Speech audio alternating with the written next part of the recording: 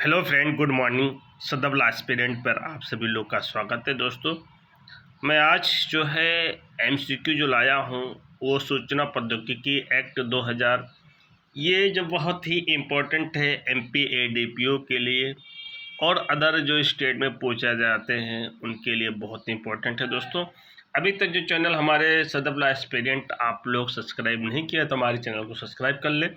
और दोस्तों अब मैं आप लोगों को ये बताना चाहता हूं कि आईटेक के बाद मैं अनुसूचित जाति और अनुसूचित जनजाति अत्याचार निवारण अधिनियम का एमसीक्यू कराऊंगा। उसके बाद में मैं जो है आयुध अधिनियम करवाऊंगा और उसके बाद खाद्य सुरक्षा एवं मानक अधिनियम कराऊंगा, मानव अधिकार संरक्षण कराऊंगा, सूचना अधिकार अधिनियम कराऊंगा। जो जो पूछे जाते हैं उसके सिलेबस के हिसाब से मैं आपको कराऊंगा।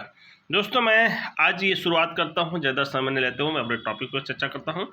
टॉपिक ये है कि पहला सवाल है, जहाँ प्रवर्तक अनुबंधित नहीं हुआ है, जहां प्रवर्तक अनुबंधित नहीं हुआ है कि इलेक्ट्रॉनिक अभिलेख की प्राप्ति की अभिस्वीकृति किसी विशिष्ट रूप में या किसी विशिष्ट पद्धति द्वारा दी जाए, वो अभिस्वीकृति समझी जाएगी। क्या समझी जाएगी? ए, प्रेषित द्वारा स्वचालित अन्यथा किसी अन्य सूचना द्वारा। बी, प्रेषित किसी आचरण द्वारा या प्रवर्तक के या इंगित करने के पर्याप्त के लिए इलेक्ट्रॉनिक अभिलेख द्वारा। और उसके बाद में कहता है जो है सी, कहता है ए बी दोनों। उत्तर सही है ए बी दोनों। कौन सा उत्तर सही है?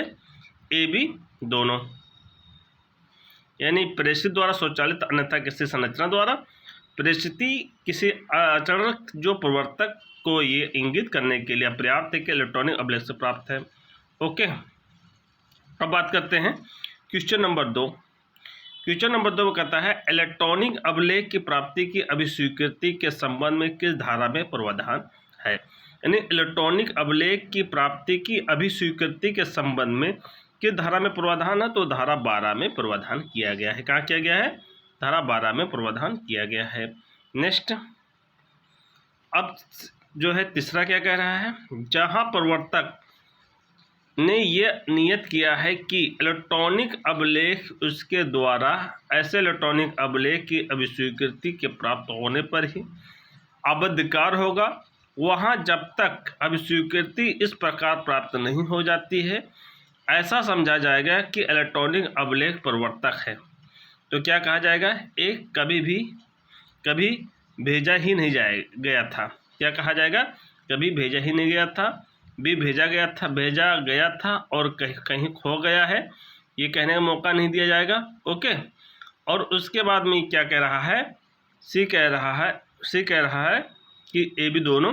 तो उसका उत्तर ए है। दोस्तों, अब हम ये क्वेश्चन पढ़ते हैं, जहां प्रवर्तक ने ये नियत नहीं किया है कि इलेक्ट्रॉनिक अभिलेख ऐसी अभिस्वीकृति प्राप्त होने पर अवधिकार होगा या प्रवर्तक द्वारा विनिर्दिष्ट तय किए गए समय के भीतर, यदि कोई समय विनिर्दिष्ट तय नहीं किया गया है तो उचित समय के भीतर अभिस्वीकृति प्राप्त नहीं की गई है, वहाँ प्रवर्तक प्रेषित का कथन करते हुए उसके द्वारा अभिस्वीकृति प्राप्त नहीं की गई, ऐसे उचित समय विनिर्दिष्ट करते हैं जिस तक अभिस्वीकृति उसके द्वारा प्राप्त कर ली जानी चाहिए। इसका सही उत्तर क्या होगा? दोस्तों, मैं सही उत्तर जानने की कोशिश करूँगा।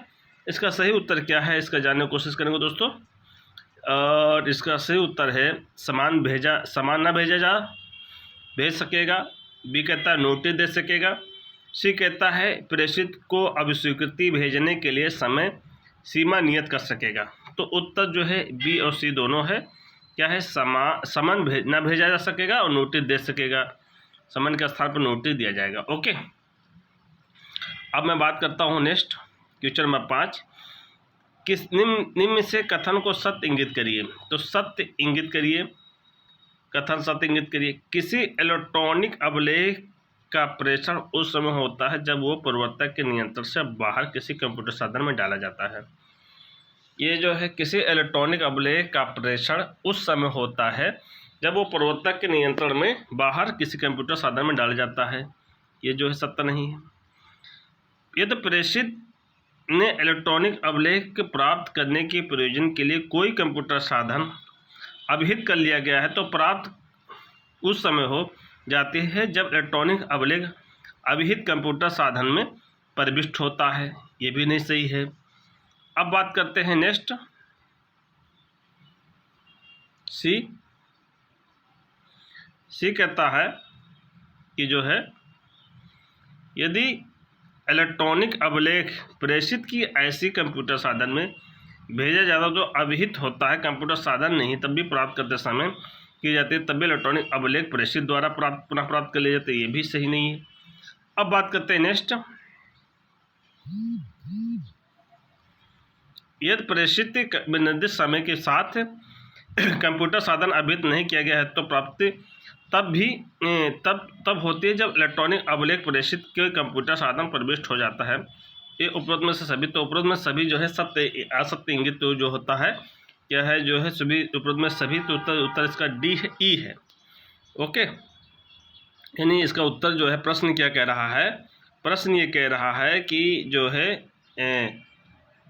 निम्न में से कथन सत्य इंगित करिए, इसमें जो है सत्य कथन को इंगित करिए, तो कि जो है सत्य कथन यही कहता है कि सभी जो है इसका सही है, यानी किसी इलेक्ट्रॉनिक अभिलेख, एक मिनट यार, किसी इलेक्ट्रॉनिक अभिलेख प्रेषण के समय होता है जब वो प्रवर्तक के नियंत्रण में बाहर किसी कंप्यूटर साधन में डाला जाता है, यानी ये भी सत्य है। ओके, बी कहता है यदि प्रेषित ने इलेक्ट्रॉनिक अभिलेख के प्राप्त करने के प्रयोजन के लिए कोई कंप्यूटर साधन अभिहित कर लिया तो प्राप्त करते समय तो इलेक्ट्रॉनिक अभिलेख अभिहित हो जाता है, ये भी सत्य है। और उसके बाद में जो है सी क्या कह रहा है, एक मिनट, सी कह रहा है यदि इलेक्ट्रॉनिक अभिलेख प्रेषित की ऐसे कंप्यूटर साधन में भेजा जाता है तो अभिहित के कंप्यूटर साधन नहीं है तो प्राप्ति उस समय हो जाती है जब इलेक्ट्रॉनिक अभिलेख प्रेषित द्वारा प्राप्त कर लिया जाता है। अब बात करते हैं डी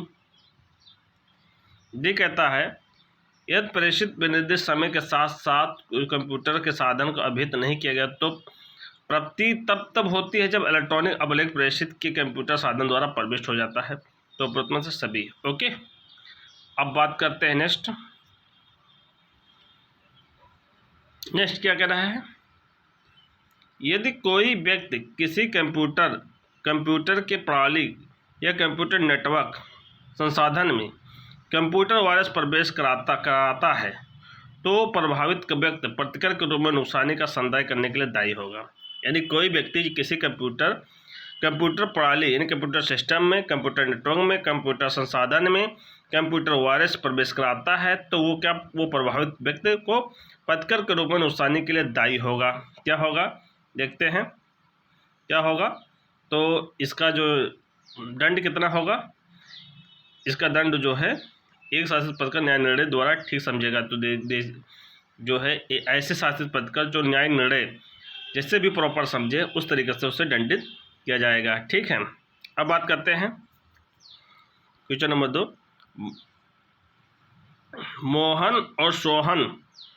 मोहन सोहन की कंप्यूटर संसाधन में विद्यमान किसी सूचना को जानबूझकर नष्ट कर देता है, जानबूझकर जो है उसके संसूचना को नष्ट कर देता है। सोहन मोहन के विरुद्ध नुकसानी हेतु प्रतिकर का दावा करता है, क्या सोहन दावा संध्यार होगा, तो उत्तर है हाँ होगा। ओके, इसकी जो व्याख्या बताई गई है, इसकी व्याख्या धारा 43 में बताई गई है।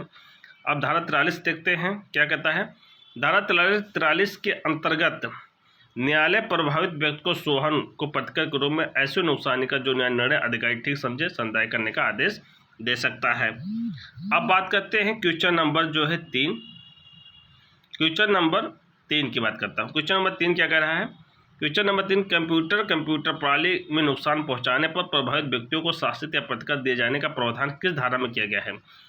यानी कंप्यूटर या कंप्यूटर प्रणाली में नुकसान पहुँचाने पर प्रभावित व्यक्तियों को शासित या प्रतिकर दिए जाने का प्रावधान किस धारा में दिया गया है, तो उसका धारा जो है आपका 43 में दिया गया है। कहाँ दिया गया है, सेक्शन 43 में दिया गया है। ओके, धारा 43 जो है निर्दिष्ट में कोई कार्य बेईमानी या कपटपूर्वक किया जाना अपराध है, तो ऐसे व्यक्ति को दंडनीय कहाँ बताया गया है, धारा 43 में निर्दिष्ट कोई कार्य बेईमानी कपटपूर्वक किया जाना अपराध है और ऐसे व्यक्ति दंडनीय होगा।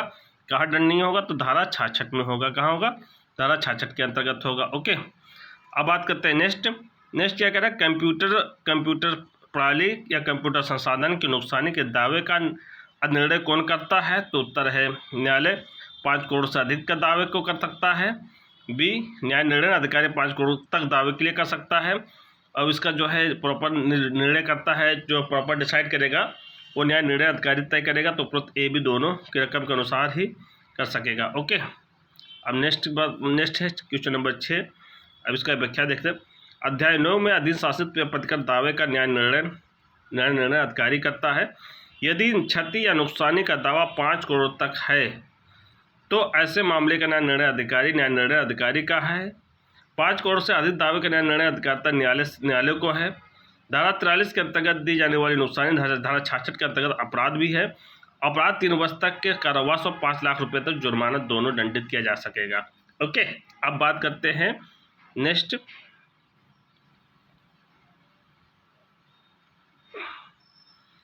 क्या कह रहा है, देखते हैं। नेक्स्ट है, राम श्याम के कंप्यूटर संसाधन कोड को नुकसान पहुंचाने के आशय से चुराता है तो शासित या प्रतिकर की मांग किस धारा के अंतर्गत की जाएगी? ये बात बताएगा, धारा 43 के अंतर्गत की जाएगी। ओके, अब नेक्स्ट है, एक निगमित निकाय कंपनी किसी कंप्यूटर साधन या किसी संवेदनशील डाटा या सूचना को रखता है और ऐसे डाटा सूचना के अनुरक्षण में उपेक्षा से किसी को सदोष हानि या सदोष लाभ होता है तो निगमित निकाय को प्रभावित व्यक्ति को कितनी नुकसानी का संदाय करने हेतु दायी होगा। अब इसका कितने नुकसान करने का दायी होगा ये बताता है, तो ये बताता है नुकसानी की रकम निर्धारित नहीं है, 1 लाख, 2 लाख, 3 लाख। उत्तर सही है कि नुकसानी की रकम जो है निर्धारित नहीं की गई है। अब इसका क्या मतलब है? क्वेश्चन नंबर 8 का देखते हैं। क्वेश्चन नंबर 8 क्या कह रहा है?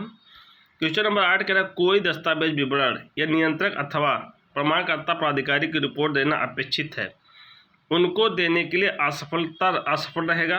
वो ऐसे प्रत्येक असफलता के लिए शासित का दायी होगा। कितना होगा? 1 लाख, 2 लाख, 3 लाख, 4 लाख। तो इसका सही उत्तर है 1,50,000 रुपये से अनधिक। यानी कोई दस्तावेज विवरण नियंत्रक अथवा प्रमाणकर्ता अधिकारी रिपोर्ट देना अपेक्षित है। क्या है? रिपोर्ट देना अपेक्षित है, उनकी देने में असफलता रहेगी तो उसकी प्रत्येक असफलता के लिए कितना शासित दायी होगा? 1,50,000 रुपये से अनधिक के लिए। ओके, अब नेक्स्ट है क्वेश्चन नंबर 9। क्वेश्चन नंबर 9 क्या कह रहा है?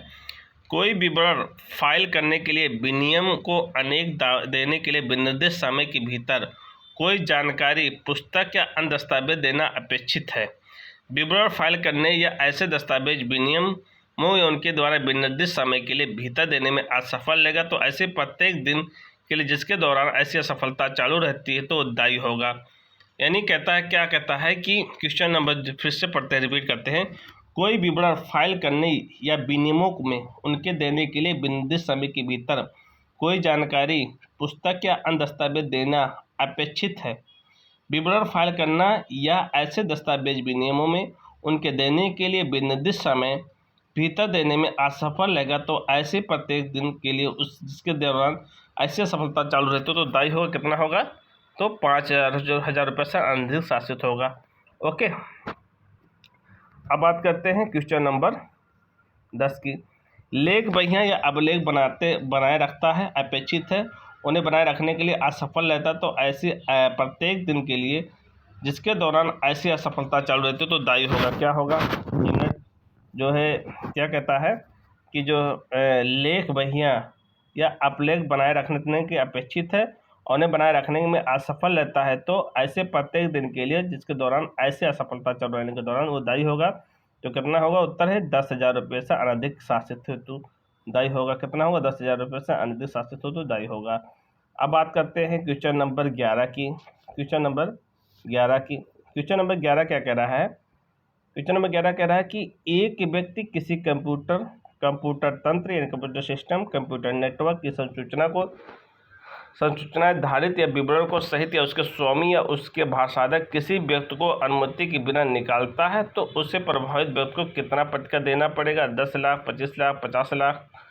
और उसके बाद में डी कहता है निर्धारित नहीं है तो इसका सही उत्तर है जो डिसाइड नहीं कितना देना होगा, ये जो है ये डिसाइड कोर्ट ठीक तय करेगा। ओके, अब क्वेश्चन नंबर 12 क्या कह रहा है? क्वेश्चन नंबर 12 ये कह रहा है, जो कोई किन्हीं नियमों अथवा अधिनियम के अधीन बनाए गए विनियमों का उल्लंघन करता है जिसके लिए वो शासित पृथक रूप में उपबंधित नहीं है, जिम्मे वो उल्लंघन के लिए प्रतिकर भुगतान के लिए जिम्मेदार होगा। कितना होगा?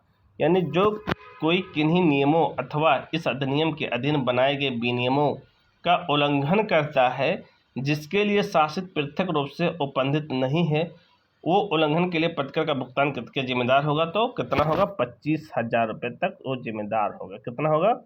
25,000 रुपये तक जिम्मेदार होगा। नेक्स्ट 13, अवशिष्ट शासित से संबंधित धारा कौन है?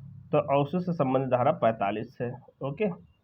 नेक्स्ट 14, अध्याय 9 के अधीन न्याय निर्णय करने के प्रयोजन के लिए इस अधिनियम के उपबंधों के लिए जो उसे शासित या प्रतिकर का संदाय करने का दायी बनाता है, उल्लंघन करने पर जांच या अधिनिर्णित करने के लिए केंद्र सरकार की नियुक्त कर सकेगी। तो किसको नियुक्त कर सकेगी? तो उत्तर है इसका जो है न्यायिक निर्णय अधिकारी को। किसको नियुक्त करेगी? न्याय निर्णय अधिकारी को करेगी। ओके। अब बात करते हैं क्वेश्चन नंबर 15। क्वेश्चन नंबर 15 क्या कहता है? क्वेश्चन नंबर 15 ये कह रहा है कि धारा 46 के अधीन नियुक्त न्याय निर्णय अधिकारी किन मामले का न्याय निर्णय करने का अधिकारिता का प्रयोग करेगा? तो ए है जिनमें क्षति या नुकसान के लिए दावा 5 करोड़ रुपए से अधिक नहीं हो।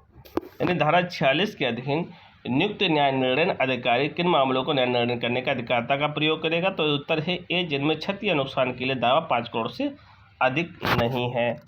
अब बात करते हैं नेक्स्ट 16, न्याय निर्णय अधिकारी क्या कर रहा है? न्याय निर्णय अधिकारी जो है एजुडिकेटिंग ऑफिसर की नियुक्ति किस धारा के अंतर्गत की जाती है? तो धारा 46 के अंतर्गत की जाती है। अब बात करते हैं नेक्स्ट, सत उत्तर चयन करिए। धारा 46 के अधीन केंद्र सरकार द्वारा नियुक्त न्याय निर्णय अधिकारी हो सकेगा। भारत सरकार में निदेशक पंक्ति से अनिम कोई अधिकारी, राज्य सरकार का कोई भी समतुल्य अधिकारी, ये भी दोनों। यानी भारत सरकार में निदेशक की पंक्ति से अनिम कोई भी अधिकारी और राज्य सरकार का कोई भी समतुल्य अधिकारी। उत्तर सी है, ये भी दोनों है। ओके। अब बात करते हैं नेक्स्ट 18, न्याय निर्णय अधिकारी अधिनियम के उपबंधों के उल्लंघन के दोषी हुए पाए जाते हैं तो क्या पाए जाते हैं? शासित अधिरोपित कर सकेगा, प्रतिकर अधिनिर्णित कर सकेगा। उपरोक्त में ए भी दोनों, तो उत्तर सही है सी, उपरोक्त में ए भी दोनों। ओके। नेक्स्ट, धारा 46 के अंतर्गत अध्याय 9 के अधीन उन मामलों में जिनमें क्षति 5 करोड़ रुपए से अधिक है। धारा 46 के अंतर्गत अध्याय 9 के अधीन उन मामलों में जिनमें क्षति 5 करोड़ रुपए से अधिक है, क्षति या दावे की बाबत अधिकारिता होगी। तो किसकी अधिकारिता होगी? तो आपको देख रहे हैं सिविल न्यायालय की अधिकारिता होगी। किसकी होगी? सिविल न्यायालय की अधिकारिता होगी। ओके, ये सवाल पूछा जाता है। अब मैं इसी के साथ दोस्तों जो है आपको लास्ट सवाल बताना चाहता हूँ। लास्ट सवाल है, प्रश्न ये है, अध्याय 9 के अधीन न्याय निर्णय करने के प्रयोजन के लिए जहाँ किसी व्यक्ति ने इस अधिनियम या नियम या निर्देश का उल्लंघन करता है जिसके लिए वो शासित या प्रतिकर हेतु दायी है, न्याय निर्णय अधिकारी के मामले की जांच अधिनियम अधिनिर्णित करने की शक्ति किस धारा में के अंतर्गत प्राप्त है? तो धारा 46 के अंतर्गत उसे प्राप्त है। इसी के साथ दोस्तों मैं आज ये टॉपिक समाप्त करता हूँ। आज हमको जो है यहीं से इजाज़त दीजिए। जय हिंद, अल्लाह।